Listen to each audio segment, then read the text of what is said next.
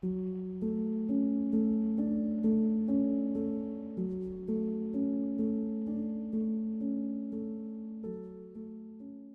Adventures of Sherlock Holmes by Arthur Conan Doyle. Episode 8. The Adventure of the Speckled Band. On glancing over my notes of the 70-odd cases in which I have during the last 8 years studied the methods of my friend Sherlock Holmes, I find many tragic, some comic, a large number merely strange, but none commonplace, for, working as he did rather for the love of his art than for the acquirement of wealth, he refused to associate himself with any investigation which did not tend towards the unusual, and even the fantastic. Of all these varied cases, however, I cannot recall any which presented more singular features than that which was associated with the well-known Surrey family of the Roylotts of Stoke Moran. The events in question occurred in the early days of my association with Holmes, when we were sharing rooms as bachelors in Baker Street. It is possible that I might have placed them upon record before, but a promise of secrecy was made at the time, from which I have only been freed during the last month by the untimely death of the lady to whom the pledge was given. It is perhaps as well that the facts should now come to light, for I have reasons to know that there are widespread rumors as to the death of Dr. Grimesby Roylott which tend to make the matter even more terrible than the truth. It was early in April in the year 83 that I woke one morning to find Sherlock Holmes standing, fully dressed, by the side of my bed. He was a late riser, as a rule, and as the clock on the mantelpiece showed me that it was only 7:15, I blinked up at him in some surprise, and perhaps just a little resentment, for I was myself regular in my habits. "Very sorry to knock you up, Watson," said he, "but it's the common lot this morning." "Mrs. Hudson has been knocked up," she retorted upon me, "and I on you." "What is it, then, a fire?" "No, a client. It seems that a young lady has arrived in a considerable state of excitement, who insists upon seeing me. She is waiting now in the sitting room." Now, when young ladies wander about the metropolis at this hour of the morning, and knock sleepy people up out of their beds, I presume that it is something very pressing which they have to communicate. Should it prove to be an interesting case, you would, I am sure, wish to follow it from the outset. I thought, at any rate, that I should call you and give you the chance. My dear fellow, I would not miss it for anything. I had no keener pleasure than in following Holmes in his professional investigations, and in admiring the rapid deductions, as swift as intuitions, and yet always founded on a logical basis with which he unraveled the problems which were submitted to him. I rapidly threw on my clothes and was ready in a few minutes to accompany my friend down to the sitting room. A lady dressed in black and heavily veiled, who had been sitting in the window, rose as we entered. "Good morning, madam," said Holmes cheerily. "My name is Sherlock Holmes. This is my intimate friend and associate, Dr. Watson, before whom you can speak as freely as before myself." "Ha! I am glad to see that Mrs. Hudson has had the good sense to light the fire. Pray draw up to it, and I shall order you a cup of hot coffee, for I observe that you are shivering." "It is not cold which makes me shiver," said the woman in a low voice, changing her seat as requested. "What, then?" "It is fear, Mr. Holmes. It is terror." She raised her veil as she spoke, and we could see that she was indeed in a pitiable state of agitation, her face all drawn and grey, with restless frightened eyes, like those of some hunted animal. Her features and figure were those of a woman of 30, but her hair was shot with premature grey, and her expression was weary and haggard. Sherlock Holmes ran her over with one of his quick, all-comprehensive glances. "You must not fear," said he soothingly, bending forward and patting her forearm. "We shall soon set matters right, I have no doubt. You have come in by train this morning, I see. You know me, then?" "No, but I observed the second half of a return ticket in the palm of your left glove. You must have started early, and yet you had a good drive in a dog-cart, along heavy roads, before you reached the station." The lady gave a violent start and stared in bewilderment at my companion. "There is no mystery, my dear madam," said he, smiling. "The left arm of your jacket is spattered with mud in no less than 7 places. The marks are perfectly fresh. There is no vehicle save a dog-cart which throws up mud in that way, and then only when you sit on the left-hand side of the driver. Whatever your reasons may be, you are perfectly correct," said she.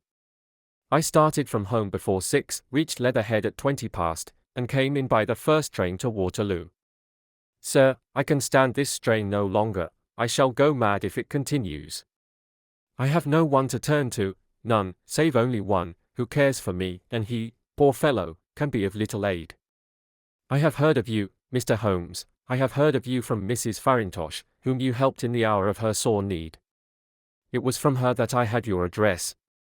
Oh, sir, do you not think that you could help me, too, and at least throw a little light through the dense darkness which surrounds me? At present it is out of my power to reward you for your services, but in a month or 6 weeks I shall be married, with the control of my own income, and then at least you shall not find me ungrateful. Holmes turned to his desk and, unlocking it, drew out a small case-book, which he consulted. Farintosh, said he. Ah yes, I recall the case. It was concerned with an opal tiara. I think it was before your time, Watson. I can only say, madam, that I shall be happy to devote the same care to your case as I did to that of your friend. As to reward, my profession is its own reward, but you are at liberty to defray whatever expenses I may be put to, at the time which suits you best. And now I beg that you will lay before us everything that may help us in forming an opinion upon the matter. Alas, replied our visitor, the very horror of my situation lies in the fact that my fears are so vague, and my suspicions depend so entirely upon small points, which might seem trivial to another, that even he to whom of all others I have a right to look for help and advice looks upon all that I tell him about it as the fancies of a nervous woman. He does not say so, but I can read it from his soothing answers and averted eyes. But I have heard, Mr. Holmes, that you can see deeply into the manifold wickedness of the human heart. You may advise me how to walk amid the dangers which encompass me. I am all attention, madam. My name is Helen Stoner, and I am living with my stepfather, who is the last survivor of one of the oldest Saxon families in England, the Roylotts of Stoke Moran, on the western border of Surrey. Holmes nodded his head. The name is familiar to me, said he. The family was at one time among the richest in England, and the estates extended over the borders into Berkshire in the north, and Hampshire in the west. In the last century, however, for successive heirs were of a dissolute and wasteful disposition, and the family ruin was eventually completed by a gambler in the days of the Regency. Nothing was left save a few acres of ground, and the 200-year-old house, which is itself crushed under a heavy mortgage. The last squire dragged out his existence there, living the horrible life of an aristocratic pauper, but his only son, my stepfather, seeing that he must adapt himself to the new conditions, obtained an advance from a relative, which enabled him to take a medical degree and went out to Calcutta, where, by his professional skill and his force of character, he established a large practice. In a fit of anger, however, caused by some robberies which had been perpetrated in the house, he beat his native butler to death and narrowly escaped a capital sentence. As it was, he suffered a long term of imprisonment and afterwards returned to England a morose and disappointed man. When Dr. Roylott was in India he married my mother, Mrs. Stoner, the young widow of Major General Stoner, of the Bengal Artillery. My sister Julia and I were twins, and we were only 2 years old at the time of my mother's remarriage. She had a considerable sum of money, not less than £1,000 a year, and this she bequeathed to Dr. Roylott entirely while we resided with him, with a provision that a certain annual sum should be allowed to each of us in the event of our marriage. Shortly after our return to England my mother died. She was killed 8 years ago in a railway accident near Crewe. Dr. Roylott then abandoned his attempts to establish himself in practice in London and took us to live with him in the old ancestral house at Stoke Moran. The money which my mother had left was enough for all our wants, and there seemed to be no obstacle to our happiness. But a terrible change came over our stepfather about this time. Instead of making friends and exchanging visits with our neighbours, who had at first been overjoyed to see a Roylott of Stoke Moran back in the old family seat, he shut himself up in his house and seldom came out save to indulge in ferocious quarrels with whoever might cross his path. Violence of temper approaching to mania has been hereditary in the men of the family, and in my stepfather's case it had, I believe, been intensified by his long residence in the tropics. A series of disgraceful brawls took place, 2 of which ended in the police court, until at last he became the terror of the village, and the folks would fly at his approach, for he is a man of immense strength, and absolutely uncontrollable in his anger. Last week he hurled the local blacksmith over a parapet into a stream, and it was only by paying over all the money which I could gather together that I was able to avert another public exposure. He had no friends at all save the wandering gypsies, and he would give these vagabonds leave to encamp upon the few acres of bramble-covered land which represent the family estate, and would accept in return the hospitality of their tents, wandering away with them sometimes for weeks on end. He has a passion also for Indian animals, which are sent over to him by a correspondent, and he has at this moment a cheetah and a baboon, which wander freely over his grounds and are feared by the villagers almost as much as their master. You can imagine from what I say that my poor sister Julia and I had no great pleasure in our lives. No servant would stay with us, and for a long time we did all the work of the house. She was but 30 at the time of her death, and yet her hair had already begun to whiten, even as mine has. Your sister is dead, then? She died just 2 years ago, and it is of her death that I wish to speak to you. You can understand that, living the life which I have described, we were little likely to see anyone of our own age and position.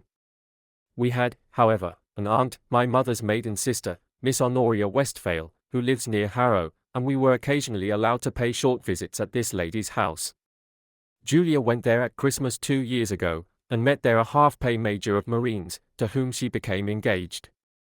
My stepfather learned of the engagement when my sister returned and offered no objection to the marriage, but within a fortnight of the day which had been fixed for the wedding, the terrible event occurred which has deprived me of my only companion. Sherlock Holmes had been leaning back in his chair with his eyes closed and his head sunk in a cushion, but he half opened his lids now and glanced across at his visitor. "Pray be precise as to details," said he. "It is easy for me to be so, for every event of that dreadful time is seared into my memory. The manor house is, as I have already said, very old, and only one wing is now inhabited. The bedrooms in this wing are on the ground floor, the sitting rooms being in the central block of the buildings. Of these bedrooms the first is Dr. Roylott's, the second my sister's, and the third my own. There is no communication between them, but they all open out into the same corridor. Do I make myself plain? Perfectly so. The windows of the 3 rooms open out upon the lawn. That fatal night Dr. Roylott had gone to his room early, though we knew that he had not retired to rest, for my sister was troubled by the smell of the strong Indian cigars which it was his custom to smoke. She left her room, therefore, and came into mine, where she sat for some time, chatting about her approaching wedding. At 11 o'clock she rose to leave me, but she paused at the door and looked back. "Tell me, Helen," said she, "have you ever heard anyone whistle in the dead of the night?" "Never," said I. "I suppose that you could not possibly whistle, yourself, in your sleep?" "Certainly not." "But why?" "Because during the last few nights I have always, about 3 in the morning, heard a low, clear whistle. I am a light sleeper, and it has awakened me. I cannot tell where it came from, perhaps from the next room, perhaps from the lawn. I thought that I would just ask you whether you had heard it." "No, I have not." "It must be those wretched gypsies in the plantation." "Very likely. And yet if it were on the lawn, I wonder that you did not hear it also." "Ah, but I sleep more heavily than you." "Well, it is of no great consequence, at any rate." She smiled back at me, closed my door, and a few moments later I heard her key turn in the lock. "Indeed," said Holmes. "Was it your custom always to lock yourselves in at night?" "Always." "And why?" "I think that I mentioned to you that the doctor kept a cheetah and a baboon. We had no feeling of security unless our doors were locked." "Quite so. Pray proceed with your statement." "I could not sleep that night. A vague feeling of impending misfortune impressed me. My sister and I, you will recollect, were twins, and you know how subtle are the links which bind 2 souls which are so closely allied. It was a wild night. The wind was howling outside, and the rain was beating and splashing against the windows. Suddenly, amid all the hubbub of the gale, there burst forth the wild scream of a terrified woman. I knew that it was my sister's voice. I sprang from my bed, wrapped a shawl round me, and rushed into the corridor. As I opened my door I seemed to hear a low whistle, such as my sister described, and a few moments later a clanging sound, as if a mass of metal had fallen. As I ran down the passage, my sister's door was unlocked and revolved slowly upon its hinges. I stared at it horror-stricken, not knowing what was about to issue from it. By the light of the corridor lamp I saw my sister appear at the opening, her face blanched with terror, her hands groping for help, her whole figure swaying to and fro like that of a drunkard. I ran to her and threw my arms round her, but at that moment her knees seemed to give way and she fell to the ground. She writhed as one who is in terrible pain, and her limbs were dreadfully convulsed. At first I thought that she had not recognized me, but as I bent over her she suddenly shrieked out in a voice which I shall never forget, "Oh, my God! Helen!" It was the band. The Speckled band. There was something else which she would fain have said, and she stabbed with her finger into the air in the direction of the doctor's room, but a fresh convulsion seized her and choked her words. I rushed out, calling loudly for my stepfather, and I met him hastening from his room in his dressing gown. When he reached my sister's side she was unconscious, and though he poured brandy down her throat and sent for medical aid from the village, all efforts were in vain, for she slowly sank and died without having recovered her consciousness. Such was the dreadful end of my beloved sister. "One moment," said Holmes, "you sure about this whistle and metallic sound? Could you swear to it?" That was what the county coroner asked me at the inquiry. It is my strong impression that I heard it, and yet, among the crash of the gale and the creaking of an old house, I may possibly have been deceived. Was your sister dressed? No, she was in her night dress. In her right hand was found the charred stump of a match, and in her left a matchbox, showing that she had struck a light and looked about her when the alarm took place.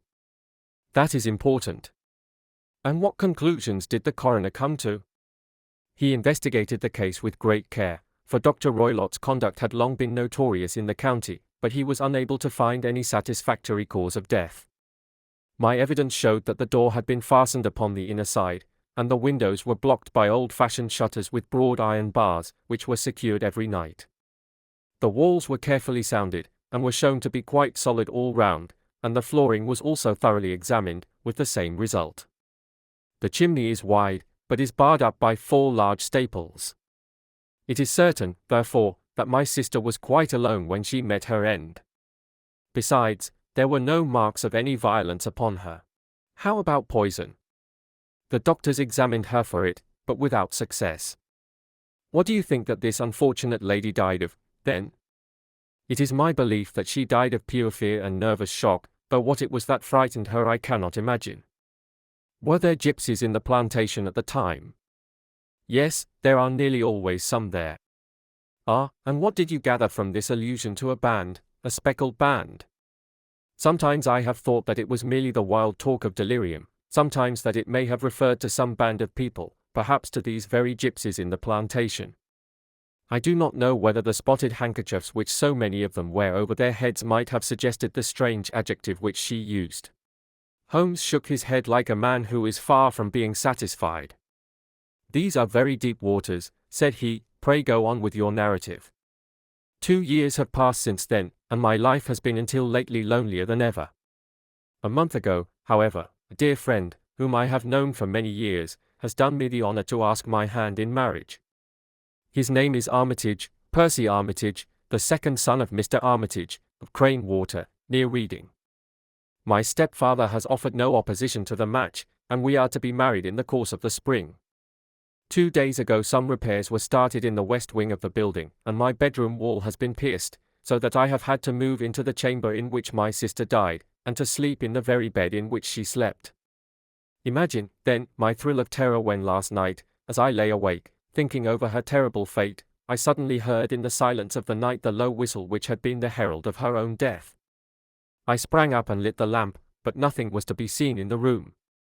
I was too shaken to go to bed again, however, so I dressed, and as soon as it was daylight I slipped down, got a dog-cart at the Crown Inn, which is opposite, and drove to Leatherhead, from whence I have come on this morning with the one object of seeing you and asking your advice." "You have done wisely," said my friend. "But have you told me all?" "Yes, all." "Miss Roylott, you have not. You are screening your stepfather." "Why, what do you mean?" For answer Holmes pushed back the frill of black lace which fringed the hand that lay upon our visitor's knee.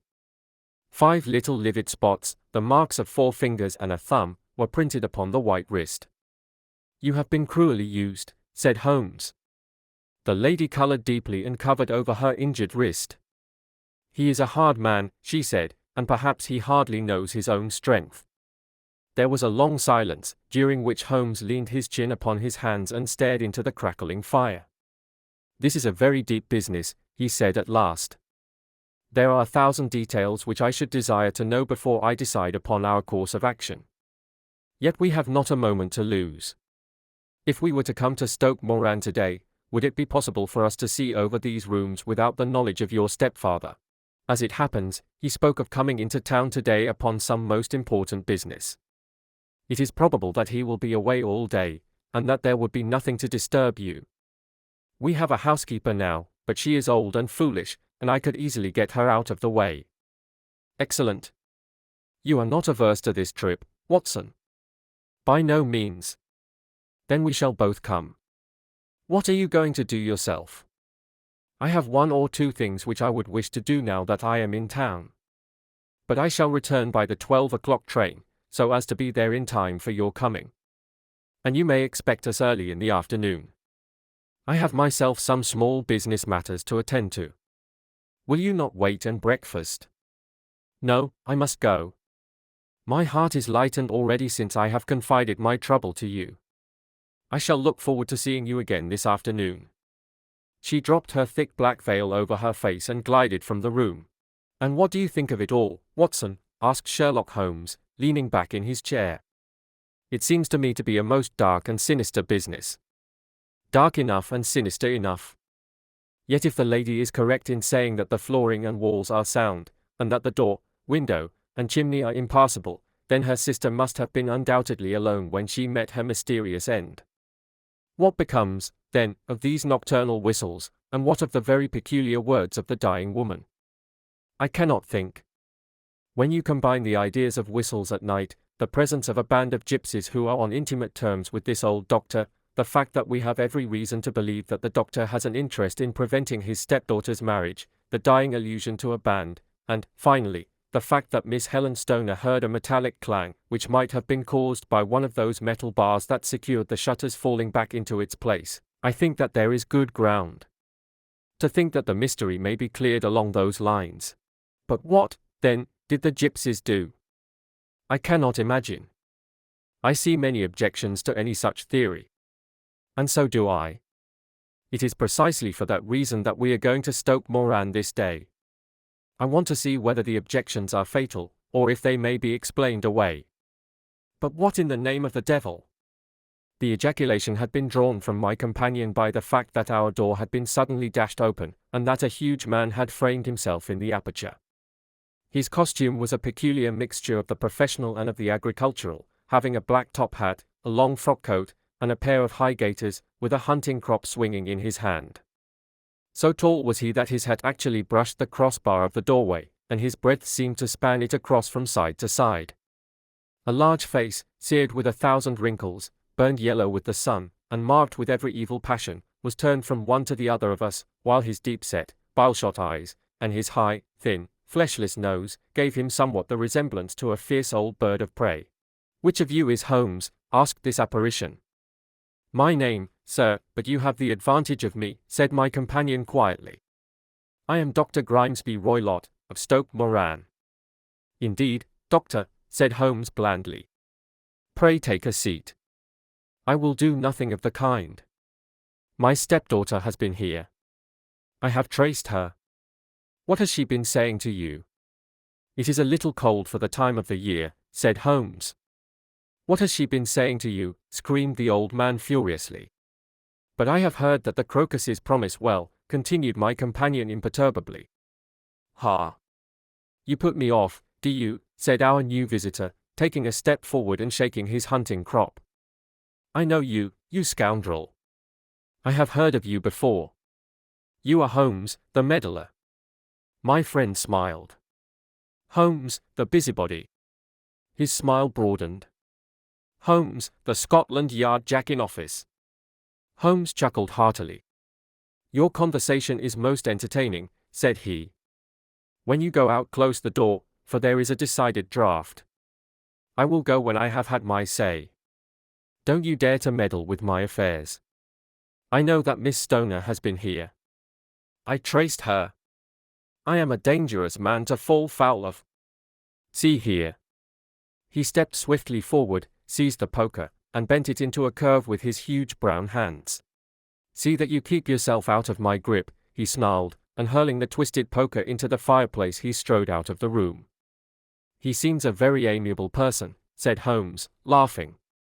"I am not quite so bulky, but if he had remained I might have shown him that my grip was not much more feeble than his own." As he spoke he picked up the steel poker and, with a sudden effort, straightened it out again. "Fancy his having the insolence to confound me with the official detective force. This incident gives zest to our investigation, however, and I only trust that our little friend will not suffer from her imprudence in allowing this brute to trace her. And now, Watson, we shall order breakfast, and afterwards I shall walk down to Doctors' Commons, where I hope to get some data which may help us in this matter." It was nearly 1 o'clock when Sherlock Holmes returned from his excursion. He held in his hand a sheet of blue paper, scrawled over with notes and figures. "I have seen the will of the deceased wife," said he. "To determine its exact meaning I have been obliged to work out the present prices of the investments with which it is concerned. The total income, which at the time of the wife's death was little short of £1,100, is now, through the fall in agricultural prices, not more than £750. Each daughter can claim an income of £250, in case of marriage. It is evident, therefore, that if both girls had married, this beauty would have had a mere pittance, while even one of them would cripple him to a very serious extent. My morning's work has not been wasted, since it has proved that he has the very strongest motives for standing in the way of anything of the sort. And now, Watson, this is too serious for dawdling, especially as the old man is aware that we are interesting ourselves in his affairs, so if you are ready, we shall call a cab and drive to Waterloo. I should be very much obliged if you would slip your revolver into your pocket. An Ellie's number 2 is an excellent argument with gentlemen who can twist steel pokers into knots. That and a toothbrush are, I think, all that we need. At Waterloo we were fortunate in catching a train for Leatherhead, where we hired a trap at the station inn and drove for 4 or 5 miles through the lovely Surrey lanes. It was a perfect day, with a bright sun and a few fleecy clouds in the heavens.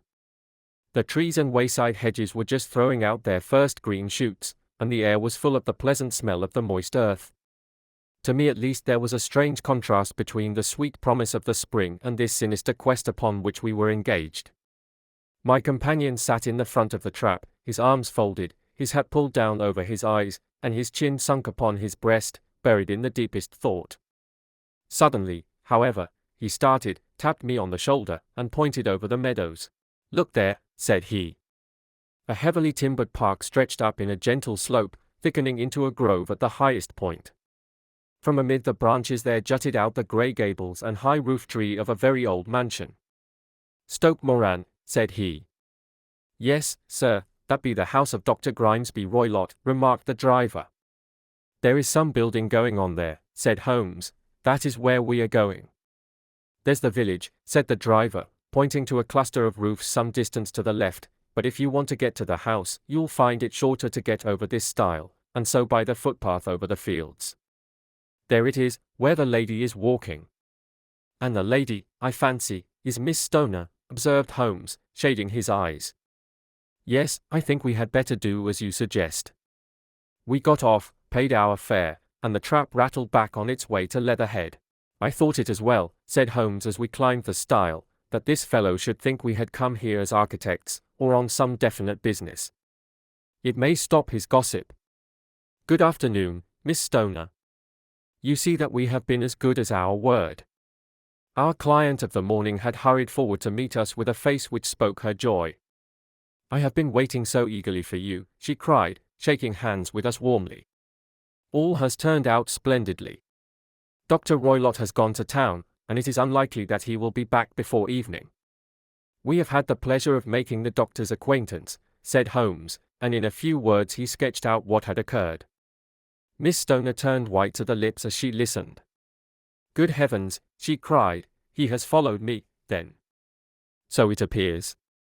He is so cunning that I never know when I am safe from him. What will he say when he returns? He must guard himself, for he may find that there is someone more cunning than himself upon his track. You must lock yourself up from him tonight. If he is violent, we shall take you away to your aunt's at Harrow. Now, we must make the best use of our time, so kindly take us at once to the rooms which we are to examine. The building was of grey, lichen-blotched stone, with a high central portion and two curving wings, like the claws of a crab, thrown out on each side.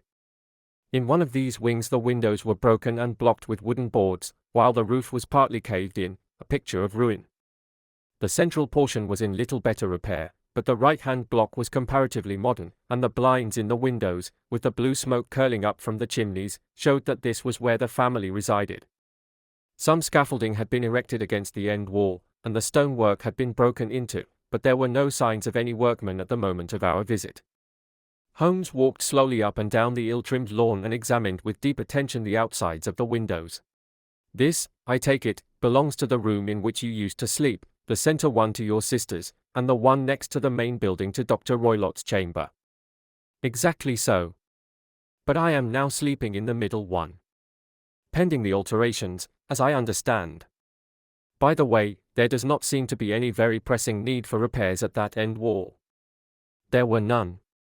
"I believe that it was an excuse to move me from my room." "Ah. That is suggestive. Now, on the other side of this narrow wing runs the corridor from which these three rooms open. There are windows in it, of course." "Yes, but very small ones. Too narrow for anyone to pass through. As you both locked your doors at night, your rooms were unapproachable from that side. Now, would you have the kindness to go into your room and bar your shutters?" Miss Stoner did so, and Holmes, after a careful examination through the open window, endeavored in every way to force the shutter open, but without success. There was no slit through which a knife could be passed to raise the bar. Then with his lens he tested the hinges, but they were of solid iron, built firmly into the massive masonry. Said he, scratching his chin in some perplexity, "my theory certainly presents some difficulties. No one could pass these shutters if they were bolted. Well, we shall see if the inside throws any light upon the matter." A small side door led into the whitewashed corridor from which the three bedrooms opened. Holmes refused to examine the third chamber, so we passed at once to the second, that in which Miss Stoner was now sleeping, and in which her sister had met with her fate. It was a homely little room, with a low ceiling and a gaping fireplace, after the fashion of old country houses. A brown chest of drawers stood in one corner, a narrow white counterpane bed in another, and a dressing table on the left-hand side of the window. These articles, with two small wickerwork chairs, made up all the furniture in the room save for a square of Wilton carpet in the centre. The boards round and the panelling of the walls were of brown, worm-eaten oak, so old and discoloured that it may have dated from the original building of the house. Holmes drew one of the chairs into a corner and sat silent, while his eyes travelled round and up and down, taking in every detail of the apartment. "Where does that bell communicate with?" he asked at last, pointing to a thick bell rope which hung down beside the bed, the tassel actually lying upon the pillow. "It goes to the housekeeper's room." "It looks newer than the other things." "Yes, it was only put there a couple of years ago." "Your sister asked for it, I suppose?" "No, I never heard of her using it. We used always to get what we wanted for ourselves. Indeed, it seemed unnecessary to put so nice a bell-pull there. You will excuse me for a few minutes while I satisfy myself as to this floor." He threw himself down upon his face with his lens in his hand and crawled swiftly backward and forward, examining minutely the cracks between the boards. Then he did the same with the woodwork with which the chamber was panelled. Finally he walked over to the bed and spent some time in staring at it and in running his eye up and down the wall. Finally he took the bell rope in his hand and gave it a brisk tug. "Why, it's a dummy," said he. "Won't it ring?" "No, it is not even attached to a wire. This is very interesting. You can see now that it is fastened to a hook just above where the little opening for the ventilator is. How very absurd. I never noticed that before." "Very strange," muttered Holmes, pulling at the rope. "There are one or two very singular points about this room. For example, what a fool a builder must be to open a ventilator into another room, when, with the same trouble, he might have communicated with the outside air." "That is also quite modern," said the lady. "Done about the same time as the bell rope," remarked Holmes. "Yes, there were several little changes carried out about that time. They seem to have been of a most interesting character, dummy bell ropes, and ventilators which do not ventilate. With your permission, Miss Stoner, we shall now carry our researches into the inner apartment. Dr. Grimesby Roylott's chamber was larger than that of his stepdaughter, but was as plainly furnished. A camp bed, a small wooden shelf full of books, mostly of a technical character, an armchair beside the bed, a plain wooden chair against the wall, a round table, and a large iron safe were the principal things which met the eye. Holmes walked slowly round and examined each and all of them with the keenest interest. "What's in here?" he asked, tapping the safe. "My stepfather's business papers." "Oh? You have seen inside, then?" "Only once, some years ago. I remember that it was full of papers. There isn't a cat in it, for example." "No? What a strange idea. Well, look at this." He took up a small saucer of milk which stood on the top of it. "No, we don't keep a cat. But there is a cheetah and a baboon." "Ah, yes, of course." "Well, a cheetah is just a big cat, and yet a saucer of milk does not go very far in satisfying its wants, I dare say. There is one point which I should wish to determine." He squatted down in front of the wooden chair and examined the seat of it with the greatest attention. "Thank you. That is quite settled," said he, rising and putting his lens in his pocket. "Hello! Here is something interesting." The object which had caught his eye was a small dog lash hung on one corner of the bed. The lash, however, was curled upon itself and tied so as to make a loop of whipcord. "What do you make of that, Watson?" "It's a common enough lash. But I don't know why it should be tied." "That is not quite so common, is it?" "Ah, me. It's a wicked world, and when a clever man turns his brains to crime it is the worst of all. I think that I have seen enough now, Miss Stoner, and with your permission we shall walk out upon the lawn." I had never seen my friend's face so grim or his brow so dark as it was when we turned from the scene of this investigation. We had walked several times up and down the lawn, neither Miss Stoner nor myself liking to break in upon his thoughts before he roused himself from his reverie. "It is very essential, Miss Stoner," said he, "that you should absolutely follow my advice in every respect." "I shall most certainly do so. The matter is too serious for any hesitation. Your life may depend upon your compliance. I assure you that I am in your hands. In the first place, both my friend and I must spend the night in your room." Both Miss Stoner and I gazed at him in astonishment. "Yes, it must be so. Let me explain. I believe that is the village inn over there." "Yes, that is the Crown." "Very good. Your windows would be visible from there." "Certainly. You must confine yourself to your room, on pretence of a headache, when your stepfather comes back. Then when you hear him retire for the night, you must open the shutters of your window, undo the hasp, put your lamp there as a signal to us, and then withdraw quietly with everything which you are likely to want into the room which you used to occupy. I have no doubt that, in spite of the repairs, you could manage there for one night." "Oh, yes, easily. The rest you will leave in our hands." "But what will you do?" "We shall spend the night in your room, and we shall investigate the cause of this noise which has disturbed you." "I believe, Mr. Holmes, that you have already made up your mind," said Miss Stoner, laying her hand upon my companion's sleeve. "Perhaps I have." "Then, for pity's sake, tell me what was the cause of my sister's death. I should prefer to have clearer proofs before I speak. You can at least tell me whether my own thought is correct, and if she died from some sudden fright." "No, I do not think so. I think that there was probably some more tangible cause. And now, Miss Stoner, we must leave you, for if Dr. Roylott returned and saw us our journey would be in vain. Goodbye, and be brave, for if you will do what I have told you, you may rest assured that we shall soon drive away the dangers that threaten you." Sherlock Holmes and I had no difficulty in engaging a bedroom and sitting room at the Crown Inn. They were on the upper floor, and from our window we could command a view of the avenue gate, and of the inhabited wing of Stoke Moran Manor House. At dusk we saw Dr. Grimesby Roylott drive past, his huge form looming up beside the little figure of the lad who drove him. The boy had some slight difficulty in undoing the heavy iron gates, and we heard the hoarse roar of the doctor's voice and saw the fury with which he shook his clenched fists at him. The trap drove on, and a few minutes later we saw a sudden light spring up among the trees as the lamp was lit in one of the sitting rooms. "Do you know, Watson," said Holmes as we sat together in the gathering darkness, "I have really some scruples as to taking you tonight. There is a distinct element of danger. Can I be of assistance? Your presence might be invaluable." "Then I shall certainly come." "It is very kind of you. You speak of danger. You have evidently seen more in these rooms than was visible to me." "No, but I fancy that I may have deduced a little more." "I imagine that you saw all that I did." "I saw nothing remarkable save the bell rope, and what purpose that could answer I confess is more than I can imagine." "You saw the ventilator, too?" "Yes, but I do not think that it is such a very unusual thing to have a small opening between two rooms.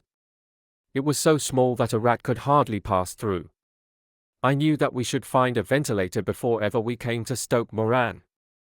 "My dear Holmes." "Oh, yes, I did. You remember in her statement she said that her sister could smell Dr. Roylott's cigar. Now, of course that suggested at once that there must be a communication between the two rooms. It could only be a small one, or it would have been remarked upon at the coroner's inquiry. I deduced a ventilator. But what harm can there be in that? Well, there is at least a curious coincidence of dates. A ventilator is made, a cord is hung, and a lady who sleeps in the bed dies. Does not that strike you? I cannot as yet see any connection. Did you observe anything very peculiar about that bed?" "No. It was clamped to the floor." "Did you ever see a bed fastened like that before?" "I cannot say that I have." "The lady could not move her bed. It must always be in the same relative position to the ventilator and to the rope, or so we may call it, since it was clearly never meant for a bell pull." "Holmes," I cried, "I seem to see dimly what you are hinting at. We are only just in time to prevent some subtle and horrible crime. Subtle enough and horrible enough. When a doctor does go wrong he is the first of criminals. He has nerve and he has knowledge. Palmer and Pritchard were among the heads of their profession. This man strikes even deeper, but I think, Watson, that we shall be able to strike deeper still. But we shall have horrors enough before the night is over. For goodness sake let us have a quiet pipe and turn our minds for a few hours to something more cheerful." About 9 o'clock the light among the trees was extinguished, and all was dark in the direction of the manor house. 2 hours passed slowly away, and then, suddenly, just at the stroke of 11, a single bright light shone out right in front of us. "That is our signal," said Holmes, springing to his feet. "It comes from the middle window." As we passed out he exchanged a few words with the landlord, explaining that we were going on a late visit to an acquaintance, and that it was possible that we might spend the night there. A moment later we were out on the dark road, a chill wind blowing in our faces, and one yellow light twinkling in front of us through the gloom to guide us on our somber errand. There was little difficulty in entering the grounds, for unrepaired breaches gaped in the old park wall. Making our way among the trees, we reached the lawn, crossed it, and were about to enter through the window when out from a clump of laurel bushes there darted what seemed to be a hideous and distorted child, who threw itself upon the grass with writhing limbs and then ran swiftly across the lawn into the darkness. "My God!" I whispered, "did you see it?" Holmes was for the moment as startled as I. His hand closed like a vice upon my wrist in his agitation. Then he broke into a low laugh and put his lips to my ear. "It is a nice household," he murmured. "That is the baboon." I had forgotten the strange pets which the doctor affected. There was a cheetah, too, perhaps we might find it upon our shoulders at any moment. I confess that I felt easier in my mind when, after following Holmes' example and slipping off my shoes, I found myself inside the bedroom. My companion noiselessly closed the shutters, moved the lamp onto the table, and cast his eyes round the room. All was as we had seen it in the daytime. Then creeping up to me and making a trumpet of his hand, he whispered into my ear again so gently that it was all that I could do to distinguish the words. The least sound would be fatal to our plans. I nodded to show that I had heard. We must sit without light. He would see it through the ventilator. I nodded again. Do not go asleep, your very life may depend upon it. Have your pistol ready in case we should need it. I will sit on the side of the bed, and you in that chair. I took out my revolver and laid it on the corner of the table. Holmes had brought up a long thin cane, and this he placed upon the bed beside him. By it he laid the box of matches and the stump of a candle. Then he turned down the lamp, and we were left in darkness. How shall I ever forget that dreadful vigil? I could not hear a sound, not even the drawing of a breath, and yet I knew that my companion sat open-eyed, within a few feet of me, in the same state of nervous tension in which I was myself. The shutters cut off the least ray of light, and we waited in absolute darkness. From outside came the occasional cry of a night bird, and once at our very window a long-drawn cat-like whine, which told us that the cheetah was indeed at liberty. Far away we could hear the deep tones of the parish clock, which boomed out every quarter of an hour. How long they seemed, those quarters! 12 struck, and 1 and 2 and 3, and still we sat waiting silently for whatever might befall. Suddenly there was the momentary gleam of a light up in the direction of the ventilator, which vanished immediately, but was succeeded by a strong smell of burning oil and heated metal. Someone in the next room had lit a dark lantern. I heard a gentle sound of movement, and then all was silent once more, though the smell grew stronger. For half an hour I sat with straining ears. Then suddenly another sound became audible, a very gentle, soothing sound, like that of a small jet of steam escaping continually from a kettle.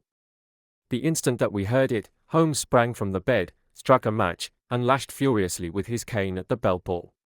"You see it, Watson," he yelled. "You see it?" But I saw nothing. At the moment when Holmes struck the light I heard a low, clear whistle, but the sudden glare flashing into my weary eyes made it impossible for me to tell what it was at which my friend lashed so savagely. I could, however, see that his face was deadly pale and filled with horror and loathing. He had ceased to strike and was gazing up at the ventilator when suddenly there broke from the silence of the night the most horrible cry to which I have ever listened. It swelled up louder and louder, a hoarse yell of pain and fear and anger all mingled in the one dreadful shriek. They say that away down in the village, and even in the distant parsonage, that cry raised the sleepers from their beds. It struck cold to our hearts, and I stood gazing at Holmes, and he at me, until the last echoes of it had died away into the silence from which it rose. "What can it mean?" I gasped. "It means that it is all over," Holmes answered. "And perhaps, after all, it is for the best. Take your pistol, and we will enter Dr. Roylott's room." With a grave face he lit the lamp and led the way down the corridor. Twice he struck at the chamber door without any reply from within. Then he turned the handle and entered, I at his heels, with the cocked pistol in my hand. It was a singular sight which met our eyes. On the table stood a dark lantern with the shutter half open, throwing a brilliant beam of light upon the iron safe, the door of which was ajar. Beside this table, on the wooden chair, sat Dr. Grimesby Roylott clad in a long grey dressing gown, his bare ankles protruding beneath, and his feet thrust into red heelless Turkish slippers. Across his lap lay the short stock with the long lash which we had noticed during the day. His chin was cocked upward and his eyes were fixed in a dreadful, rigid stare at the corner of the ceiling. Round his brow he had a peculiar yellow band, with brownish speckles, which seemed to be bound tightly round his head. As we entered he made neither sound nor motion. "The band." "The speckled band," whispered Holmes. I took a step forward. In an instant his strange headgear began to move, and there reared itself from among his hair the squat diamond-shaped head and puffed neck of a loathsome serpent. "It is a swamp adder," cried Holmes, "the deadliest snake in India. He has died within 10 seconds of being bitten." Violence does, in truth, recoil upon the violent, and the schemer falls into the pit which he digs for another. Let us thrust this creature back into its den, and we can then remove Miss Stoner to some place of shelter and let the county police know what has happened. As he spoke he drew the dog whip swiftly from the dead man's lap, and throwing the noose round the reptile's neck he drew it from its horrid perch and, carrying it at arm's length, threw it into the iron safe, which he closed upon it. Such are the true facts of the death of Dr. Grimesby Roylott, of Stoke Moran. It is not necessary that I should prolong a narrative which has already run to too great a length by telling how we broke the sad news to the terrified girl, how we conveyed her by the morning train to the care of her good aunt at Harrow, of how the slow process of official inquiry came to the conclusion that the doctor met his fate while indiscreetly playing with a dangerous pet. The little which I had yet to learn of the case was told me by Sherlock Holmes as we travelled back next day. I had, said he, come to an entirely erroneous conclusion which shows, my dear Watson, how dangerous it always is to reason from insufficient data. The presence of the gypsies, and the use of the word band, which was used by the poor girl, no doubt, to explain the appearance which she had caught a hurried glimpse of by the light of her match, was sufficient to put me upon an entirely wrong scent. I can only claim the merit that I instantly reconsidered my position when, however, it became clear to me that whatever danger threatened an occupant of the room could not come either from the window or the door. My attention was speedily drawn, as I have already remarked to you, to this ventilator and to the bell rope which hung down to the bed. The discovery that this was a dummy, and that the bed was clamped to the floor, instantly gave rise to the suspicion that the rope was there as a bridge for something passing through the hole and coming to the bed. The idea of a snake instantly occurred to me, and when I coupled it with my knowledge that the doctor was furnished with a supply of creatures from India, I felt that I was probably on the right track. The idea of using a form of poison which could not possibly be discovered by any chemical test was just such a one as would occur to a clever and ruthless man who had had an Eastern training. The rapidity with which such a poison would take effect would also, from his point of view, be an advantage. It would be a sharp-eyed coroner, indeed, who could distinguish the two little dark punctures which would show where the poison fangs had done their work. Then I thought of the whistle. Of course he must recall the snake before the morning light revealed it to the victim. He had trained it, probably by the use of the milk which we saw, to return to him when summoned. He would put it through this ventilator at the hour that he thought best, with the certainty that it would crawl down the rope and land on the bed. It might or might not bite the occupant, perhaps she might escape every night for a week, but sooner or later she must fall a victim. I had come to these conclusions before ever I had entered his room. An inspection of his chair showed me that he had been in the habit of standing on it, which of course would be necessary in order that he should reach the ventilator. The sight of the safe, the saucer of milk, and the loop of whipcord were enough to finally dispel any doubts which may have remained. The metallic clang heard by Miss Stoner was obviously caused by her stepfather hastily closing the door of his safe upon its terrible occupant. Having once made up my mind, you know the steps which I took in order to put the matter to the proof. I heard the creature hiss, as I have no doubt that you did also, and I instantly lit the light and attacked it, with the result of driving it through the ventilator, and also with the result of causing it to turn upon its master at the other side. Some of the blows of my cane came home and roused its snakish temper, so that it flew upon the first person it saw. In this way I am no doubt indirectly responsible for Dr. Grimesby Roylott's death, and I cannot say that it is likely to weigh very heavily upon my conscience. The end.